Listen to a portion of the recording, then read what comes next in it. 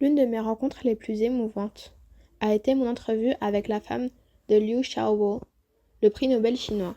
J'ai fait la rencontre de Liu Xia en 2018 pendant un voyage en Suède. Dès qu'elle m'a vue, Liu Xia a fondu en larmes.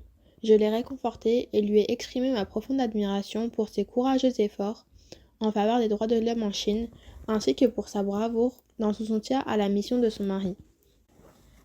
Elle m'a répondu qu'elle tenait à me faire part du profond respect de son mari envers moi et de sa conviction que mon approche de la voie médiane offrait une base réelle pour résoudre le problème du Tibet. Elle m'a offert un exemplaire d'un recueil de poèmes de son défunt mari, et de mon côté, je lui ai donné 2 de mes livres traduits en chinois. Quoi qu'il en soit, ce genre de contact humain à humain entre Chinois et Tibétains au niveau personnel doit vraiment être encouragé et accentué. Et les Tibétains doivent impérativement se rappeler que le peuple chinois a également souffert sous la férule oppressive du Parti communiste. Nous ne devons jamais oublier non plus que les nations et les pays appartiennent à leur peuple et non à leur gouvernement. Peu importe la puissance ou la pérennité qu'ils peuvent sembler avoir à un moment donné, les gouvernements viennent et puis s'en vont, mais les peuples demeurent. C'est la simple vérité. D'ailleurs, étant donné le grand nombre de bouddhistes en Chine, à la demande d'associations de cette obédience, j'ai eu la joie de diriger officiellement des enseignements en Inde, spécifiquement pour les bouddhistes chinois, et en particulier depuis 2009, quand la tradition annuelle de leur faire cours a été instituée. Il y avait beaucoup de membres de monastères dans l'assistance, dont certains du monastère du mont Wutai. En quelques occasions, quand des Chinois de la Chine continentale venaient me voir en privé, il est arrivé qu'ils pleurent en ma présence et qu'ils demandent pardon pour les souffrances endurées par le peuple tibétain sous le gouvernement communiste chinois. Et ils exprimaient leur profonde gratitude pour le fait que les agissements de Pékin à l'encontre des Tibétains n'avaient pas réussi à planter la graine de la haine dans le cœur de ces derniers. Ils affirmaient se sentir totalement à l'aise quand ils déambulaient dans les rues de Dharamsala ou Bodh Gaya, où des milliers de bouddhistes tibétains convergent pendant l'hiver pour des pèlerinages ou des enseignements bouddhistes. Pendant l'une de mes visites à Paris, j'ai rencontré un groupe de Chinois que je n'oublierai jamais. Un jeune homme, un étudiant de Mongolie intérieure, s'est levé et m'a dit qu'il avait un message important pour moi de la part de son grand-père. Il a expliqué que ce dernier avait fait partie de la cavalerie de l'armée populaire de libération qui avait envahi le Tibet en 1950. Toutes ces années plus tard, il avait demandé à son petit-fils de me prier en son nom de l'excuser. Et j'ai été touchée par la profondeur de la sincérité avec laquelle ce jeune homme a présenté ses excuses au nom de son grand-père. Chapitre 15. La situation aujourd'hui et la voie à suivre. Malheureusement, à présent, la situation à l'intérieur du Tibet est sombre. La politique de Xi Jinping, qui s'est rendu au Tibet en 2021, la première visite d'un dirigeant chinois en plus de 30 ans, semble se focaliser sur un durcissement des mesures de contrôle et une intensification de celles qui favorisent l'assimilation. Par exemple, sur le front de la langue, le chinois est imposé comme premier médium dans l'éducation, dans le but de créer une génération de Tibétains dont la première langue sera le chinois, pas le tibétain. Des rapports inquiétants indiquent que des enfants, d'après certaines sources jusqu'à 1 million, sont séparés de leur famille et placés dans des pensionnats où l'on ne parle que le mandarin, ce qui suggère que le gouvernement chinois adopte des pratiques coloniales totalement discréditées. Alarmé par ces nouveaux développements, en décembre 2023, le Parlement européen a voté une résolution condamnant cette sorte d'assimilation forcée des enfants tibétains dans des pensionnats dirigés par l'État chinois et a appelé à la cessation immédiate de ces pratiques. Le Conseil des droits de l'homme des Nations unies et le Congrès des États-Unis ont manifesté des préoccupations similaires. En fait, cette pratique va à l'encontre de la constitution chinoise elle-même, qui garantit que toutes les nationalités sont libres d'employer et de développer leur langue. Elle viole aussi de façon directe la loi sur l'autonomie régionale nationale, qui stipule que les écoles et autres institutions éducatives accueillant des étudiants issus de minorités ethniques peuvent pratiquer l'enseignement dans leur langue. Cette situation me préoccupe grandement. Sur le front religieux, une nouvelle politique de contrôle direct des monastères et des couvents par le parti a été mise en place qui impose une intensification de la surveillance et du contrôle des communautés monastiques. On m'a rapporté qu'aujourd'hui, il y a des postes de police dans les enceintes de certains monastères.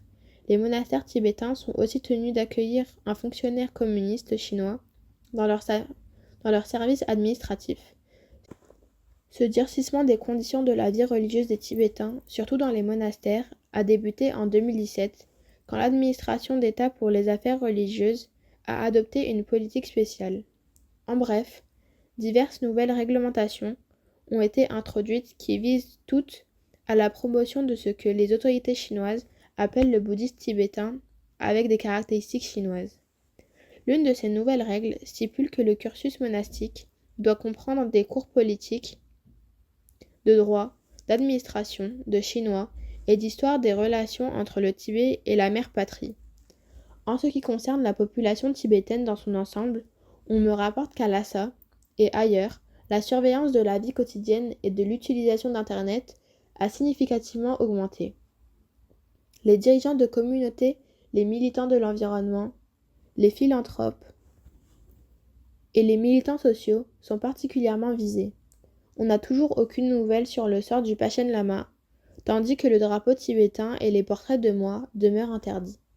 Dans les faits, une nouvelle expérience sociale est menée à travers l'intimidation et l'assimilation forcée, d'autant plus stricte qu'elle s'appuie sur les nouvelles technologies et les médias digitaux.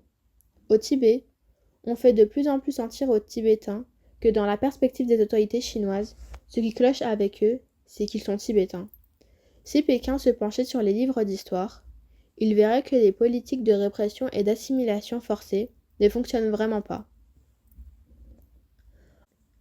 En fait, elles sont contre-productives, et leur principal résultat a été de créer des générations de personnes pleines de ressentiment à cause de la présence de la Chine communiste sur le plateau tibétain.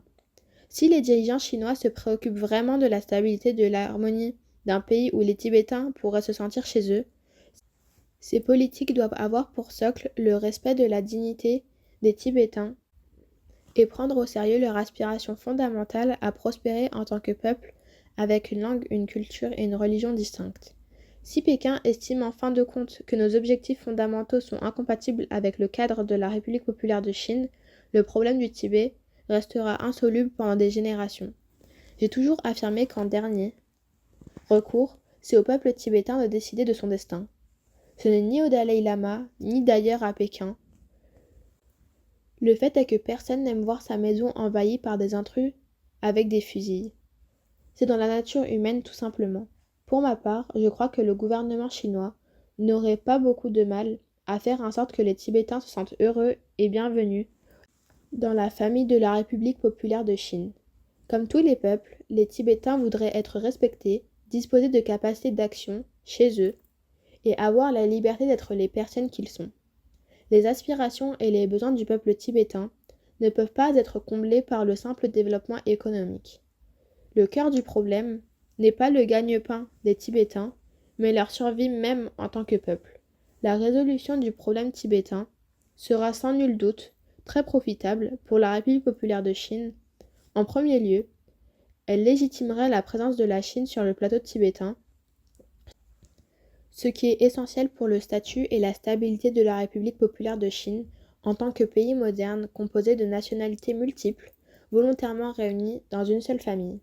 Dans le cas du Tibet, par exemple, plus de 70 années se sont écoulées depuis l'invasion par la Chine communiste en 1950. Malgré la maîtrise physique du pays, tant par la force brute que par des incitations économiques, le ressentiment du peuple tibétain, sa résistance persistante sous diverses formes et les soulèvements d'ampleur récurrentes n'ont jamais disparu. Les générations et les conditions économiques ne sont plus les mêmes, mais peu de choses ont changé en ce qui concerne la perception que le peuple tibétain a de ceux qu'il considère toujours comme des occupants et son attitude envers eux. Le fait est que pour les Tibétains sur le terrain, la présence des communistes chinois au Tibet demeure celle d'une puissance étrangère occupante, oppressive et non désirée. Le peuple tibétain a perdu tant de choses. Sa patrie a été envahie de force et est soumise à un régime étouffant. La langue, la culture et la religion tibétaines font l'objet d'attaques permanentes par l'intermédiaire de politiques d'assimilation coercitive. L'expression même de la tibétanité est de plus en plus perçue comme une menace envers l'unité de la mère patrie. Le seul levier dont le peuple tibétain dispose encore est la justesse morale de sa cause et la puissance de la vérité. Aujourd'hui, c'est un fait, le Tibet est un territoire occupé, et seuls les Tibétains peuvent accorder ou refuser une légitimité à la présence de la Chine sur le plateau tibétain. Toute ma vie, je me suis fait l'avocat de la non-violence. J'ai fait tout mon possible pour restreindre les impulsions fort compréhensibles des Tibétains frustrés, tant à l'intérieur qu'à l'extérieur des frontières du Tibet. Depuis les premières discussions directes avec Pékin après mon exil en 1979, j'ai fait usage de toute mon autorité morale et de mon influence auprès du peuple tibétain pour le persuader de chercher une solution réaliste, sous la forme d'une réelle autonomie, dans le cadre de la République populaire de Chine. Je dois admettre que je suis très déçue que Pékin ait choisi de ne pas reconnaître cette énorme concession de la part des Tibétains et n'ait pas su mettre à profit le véritable potentiel de résolution pérenne qu'elle recelait. Quand ce livre sera publié, j'aurai 90 ans. Si aucune solution n'est trouvée de mon vivant, les Tibétains et surtout ceux qui vivent au Tibet reprocheront à la direction chinoise et au Parti communiste d'avoir échoué à trouver un accord avec moi. De nombreux Chinois, et particulièrement les bouddhistes, on m'a rapporté qu'il y a plus de 200 millions de Chinois en Chine continentale qui se déclarent bouddhistes, seront déçus que leur gouvernement n'ait pas réussi à résoudre un problème alors que la solution leur tendait les bras depuis si longtemps. Étant donné mon âge, de nombreux Tibétains s'inquiètent de ce qu'il se passera quand je ne serai plus là. Sur le front politique, celui de notre lutte pour la liberté du peuple tibétain, nous avons désormais une population suffisamment importante de Tibétains vivant dans le monde libre pour qu'elle perdure quoi qu'il arrive. En outre, en ce qui concerne la direction de notre mouvement au quotidien, nous disposons maintenant d'un exécutif élu dans le bureau du Sikyong, le président de l'administration centrale tibétaine, et d'un parlement tibétain en exil bien établi. Les gens m'ont souvent demandé s'il y aurait un nouveau Dalai Lama. Dès les années 1960, j'ai déclaré que la décision quant à la perpétuation ou non de l'institution du Dalai Lama revenait au peuple tibétain. Alors si le peuple tibétain pense que cette institution a rempli son usage et qu'il n'y a plus besoin de Dalai Lama, elle prendra fin. Dans ce cas, je serai le dernier Dalai Lama, ai-je déclaré. J'ai aussi affirmé que si le besoin de continuer se fait sentir, alors il y aura un 15e Dalai Lama. En 2011 en particulier, j'ai convoqué les dirigeants de toutes les traditions religieuses tibétaines importantes pour une réunion à la suite de laquelle j'ai publié une déclaration officielle où j'indiquais que lorsque j'aurai 90 ans, je consulterai les grands lamas des traditions religieuses tibétaines et le grand public tibétain. Et s'il se dégage un consensus en faveur de la perpétuation de l'institution du Dalai Lama, la responsabilité officielle de la reconnaissance du 15e Dalai Lama devrait revenir à la fondation Ganden Phodrang, le bureau du Dalai Lama.